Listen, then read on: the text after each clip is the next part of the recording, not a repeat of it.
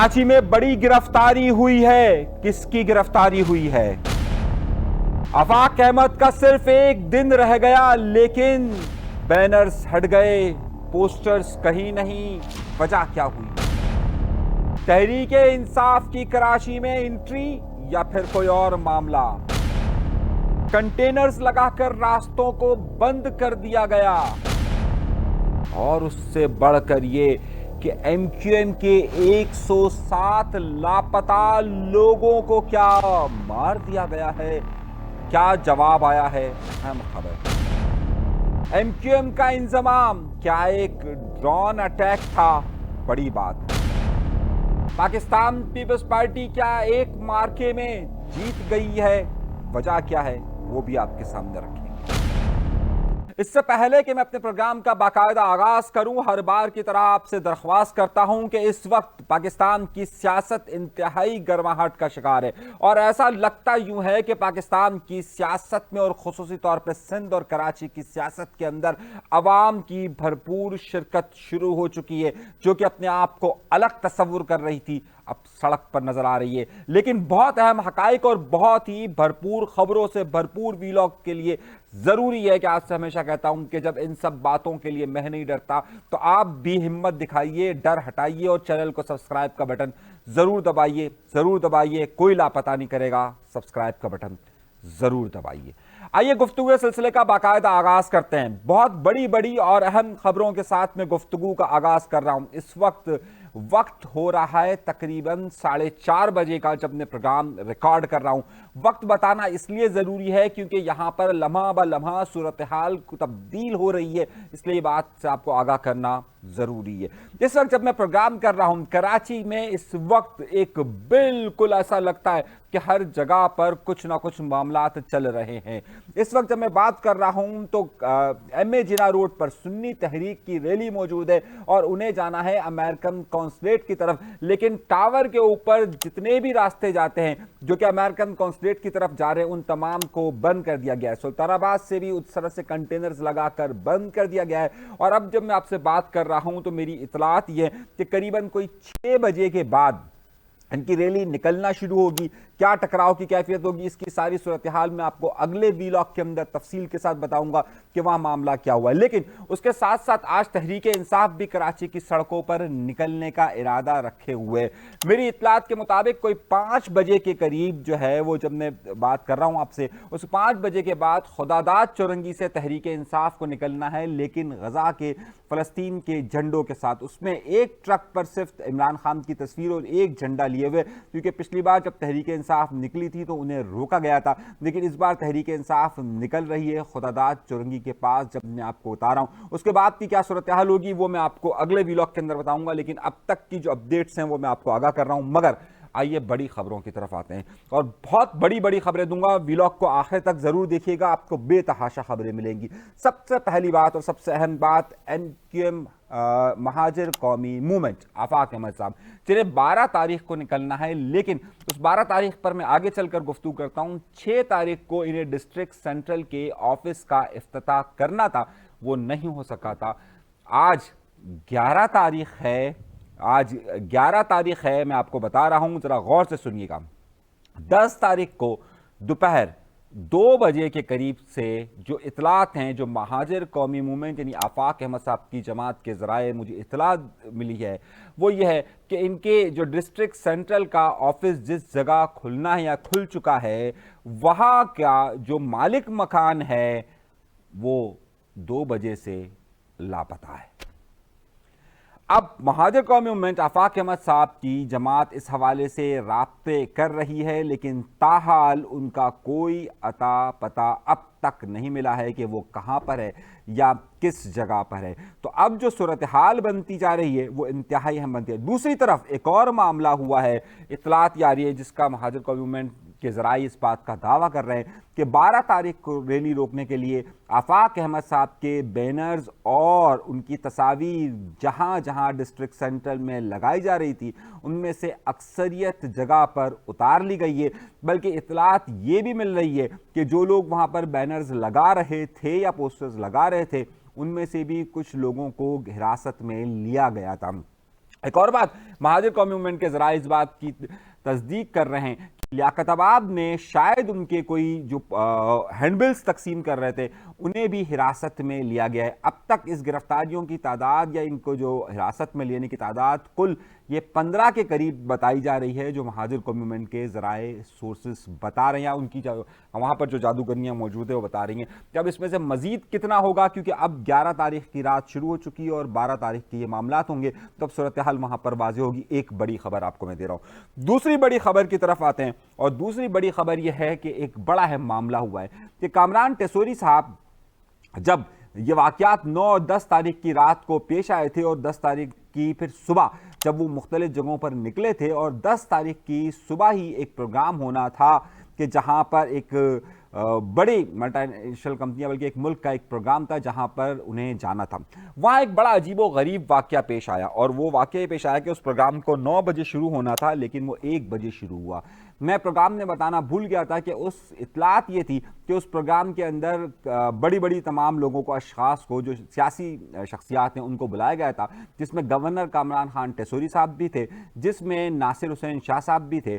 लेकिन हुआ ये कि वहाँ पर एक सवाल पूछा गया एक सहाफ़ी की तरफ से कि जनाबे वाला, हमारी इतलात यह है कि इस प्रोग्राम में मुर्तज़ा वहाब को भी इन्वाइट किया गया था, लेकिन आपने ये कहा कि इसका नाम हटा दिया जाए। ये मैं नहीं कह रहा, ये सवाल पूछा। आपको मालूम होगा कि मुर्तज़ा वहाब साहब ने काफ़ी बातें कही है कामरान टेसोरी साहब के मुतालिक, और कामरान टेसोरी साहब और फारूक सत्तार साहब ने बहुत सारी बातें कही थी और ऐसे ऐसे राज थे कि मत पूछिए कि कहाँ कहाँ से आ रहे थे।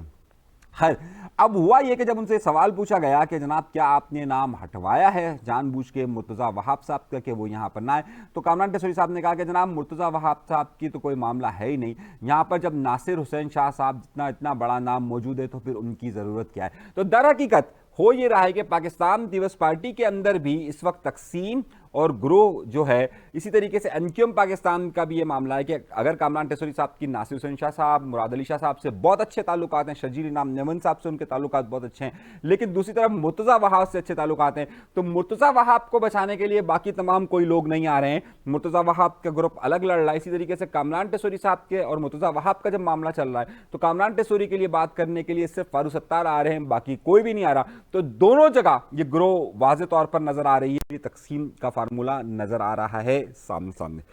एक और बड़ी खबर की तरफ आता हूं। बहुत बड़ी बड़ी खबरें दे रहा हूं मैं आपको, और बहुत कल गुज़िश्ता रोज़ मैंने आपसे कहा था कि एक जो एमक्यूएम लंदन है, यानी कि अल्ताफ़ हुसैन साहब की जो जमात है, उनके लोगों को हैदराबाद में जो है उनके लिए छापे मारे गए। तो ये बात का दावा खुद एमक्यूएम लंदन की, यानी कि जो अल्ताफ़ हुसैन साहब की तरफ से जो प्रेस रिलीज जारी की गई थी उसमें कहा गया था। उसके बाद हमने इस खबर की तस्दीक के लिए कही गई तो हमारे पास कुछ जगहों से इसकी तस्दीक आई है, लेकिन किन किन लोगों को अभी तक हिरासत में लिया गया है या जो जिनका मालूम नहीं है, उनकी डिटेल्स अभी और ज़्यादा आ जाएगी तो फिर मैं आपको ज़रा वाज़ेह तौर पे बता सकूंगा। तो इस खबर के लिए थोड़ा सा इंतज़ार कीजिएगा। मगर एक और बहुत बड़ी बात हुई है। हमारे एक दोस्त हैं, बहुत करीबी दोस्त हैं, फैसल हुसैन साहब, इस वक्त एक्सप्रेस न्यूज़ में होते हैं और वहाँ से प्रोग्राम भी करते हैं। एक बहुत बड़ा मसला हुआ था और बहुत बड़ा मसला यह हुआ था कि आपको मालूम होगा कि मुस्तफ़ा कमाल साहब और जो इस वक्त की क़यादत है उनकी, खालिद मकबूल सिद्दीकी साहब, उनके दरमियान इख्तलाफात बहुत शदीद हो गए थे नवंबर के महीने में, और जब से ये वजारत मिली है उसके बाद से मामला ज़रा सा ठंडे पड़ गए हैं, लेकिन नवंबर दिसंबर के अंदर इसमें शिद्दत आ गई थी।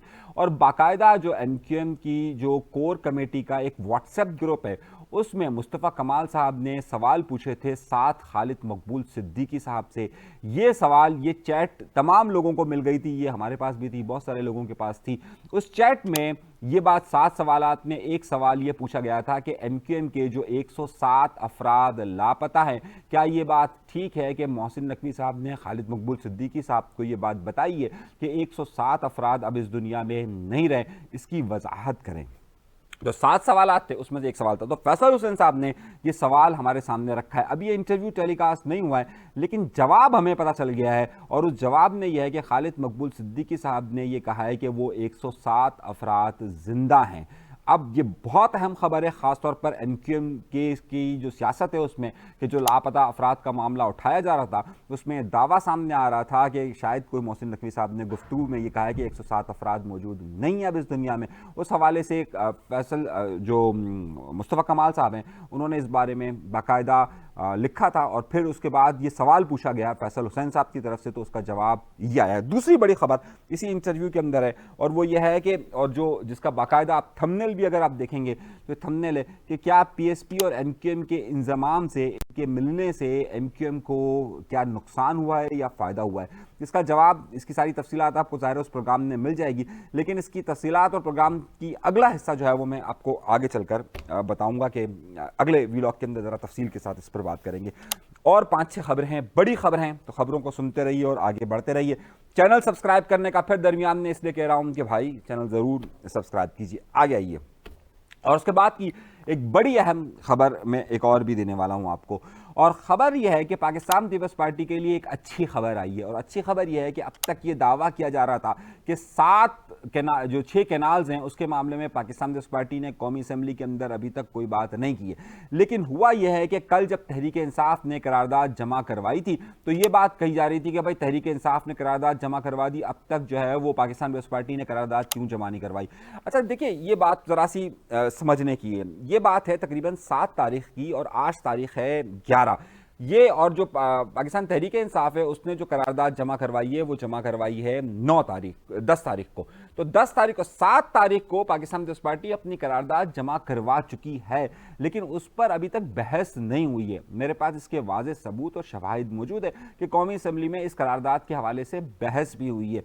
और पाकिस्तान पीपल्स पार्टी अब ये सब लोगों को याद भी दिलाना चाहती है कि जनाब देखिए हमने करारदाद दी थी, लेकिन लोग कह रहे हैं तहरीक इंसाफ ने दे दी, हमने नहीं दी। तो ये बात पाकिस्तान पीपल्स पार्टी की कुछ हद तक दुरुस्त है कि 7 तारीख को उन्होंने करारदाद वहां पर जमा करवा दी थी और उस पर बाकायदा बहस भी हुई थी। तहरीक इंसाफ का प्रोपेगेंडा सेल जो है वो जरा पावरफुल होता है और आपको पता है पाकिस्तान पीपल्स पार्टी मामला क्या है। लेकिन खैर, अच्छा अब आइए अगली खबर की तरफ और अहम खबर की तरफ। और वो बड़ी अहम खबर जो है वो हम आपको साथ साथ सारी चीज़ें आपको बताता जा रहा हूँ कि क्या और किस तरीके से सूरत हाल हुई है।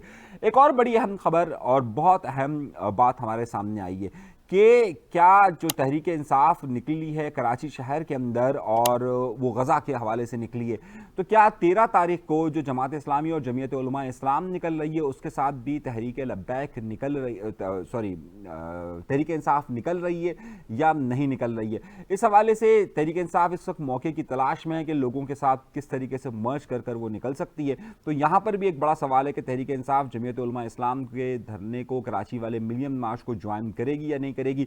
ये एक बड़ा सवाल यहां पर पूछा जा रहा है कि वो होगा या नहीं होगा। इसका फैसला मुत्तवक्क के तौर पर कल या परसों हो जाएगा कि वो निकल रहे हैं या नहीं निकल रहे हैं, क्योंकि शहर के हवाले से खबर की मैं बता रहा हूं। अच्छा, एक और खबर, फिर एक वाटर टैंकर को रात को जला दिया गया है और वाटर टैंकर के जलाने में इस वक्त मैं आपसे फिर कह रहा हूं कि इस वक्त ये शिद्दत आती जा रही है। दूसरी बात, जिस शख्स ने एक मुकदमा दर्ज करने की दरख्वास्त दी थी लियाकत महसूद के खिलाफ, जो कि डंपर एसोसिएशन के सरबराह है, और उन्होंने जो पाकिस्तान का बाइकाट का ऐलान किया था उसके खिलाफ, क्योंकि पाकिस्तान के खिलाफ उन्होंने एक बात कही थी, उस हवाले से लियाकत महसूद साहब, मैंने आपको पहले कहा, उस हवाले से जिस शख्स ने FIR के लिए गार्डन के थाने में दरख्वास्त दी थी उसे शदीद धमकियाँ मौसूल हो रही हैं। अब ये धमकियाँ कहाँ से मौसूल हो रही है, ये उन लोगों का काम है जो ज़ाहिर सारे मामला ढूंढ रहे हैं और सारे मामला कर रहे हैं। अलबत्ता जो रियासत के खिलाफ ज़ाहिर उन्होंने पाकिस्तान के खिलाफ इस तरह की गुफ्तगू करने पर आपने देख लिया होगा कि जो कुछ कराची की सियासत में हुआ पहले, क्या वो यहाँ लियाकत महसूद साहब के हवाले से भी होगा।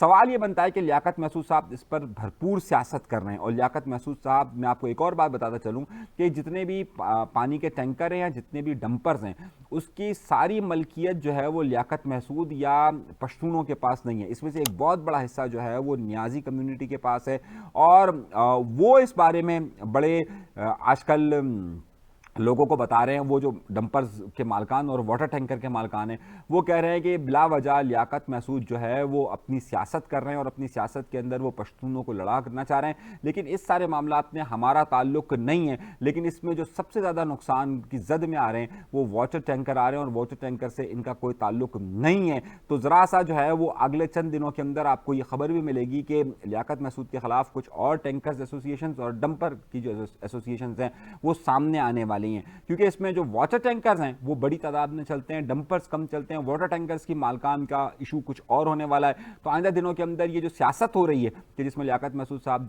को लाया जा रहा है या खुद आ रहे हैं, तो जिस तरीके से वो क्लैश की पोजीशन पर आ रहे हैं, क्योंकि अभी तक ज़ाहिर है इसमें जो लोग भी डंपर से या वाटर टैंकर से मरते हैं ये बात तमाम सियासी जमातें कह चुकी हैं कि उसमें सिर्फ कोई एक कम्युनिटी निशाने पे नहीं आती। लेकिन इन सारी सूरत हाल में हो ये रहा है कि पिछले चंद अरसे के दौरान जो एक कराची की सियासत में महाजर नज़रिए को या महाजर कम्युनिटी के हवाले से जो एक ये बात कही जा रही थी कि वो अपने आप को उन्होंने सियासत से लाताल्लुक़ कर लिया है, अब पिछले कई अरसे से कुछ महीनों से ये नज़र आ रहा है कि वो बाकायदा सियासत के अंदर एक बार फिर पावरफुली स्ट्रीट पावर के तौर पर भी और हर तौर पर जो है वो एक्टिवनेस बढ़ रही है। और ये एक्टिवनेस आगे चलकर क्या नया रुख इख्तियार करती है ये भी जल्द आपके सामने मौजूद होगा। तो ये खबरें मैं आपको दे रहा था अब तक की शहर में होने वाली जो बड़ी बड़ी सूरत हाल है, जो गिरफ्तारियां हैं, जो दीगर सूरत हाल है, उस पर भी। और एक बड़ी बात यह कि जो मॉब हुआ था उसमें जो डंपर्स वाले ने जिस किसी के साथ भी नुकसान किया और जो बाइकॉट का जिसने पाकिस्तान के बारे में कही, उसके खिलाफ कार्रवाई करने की बजाय आजकल मैं देख रहा हूँ एक दिन से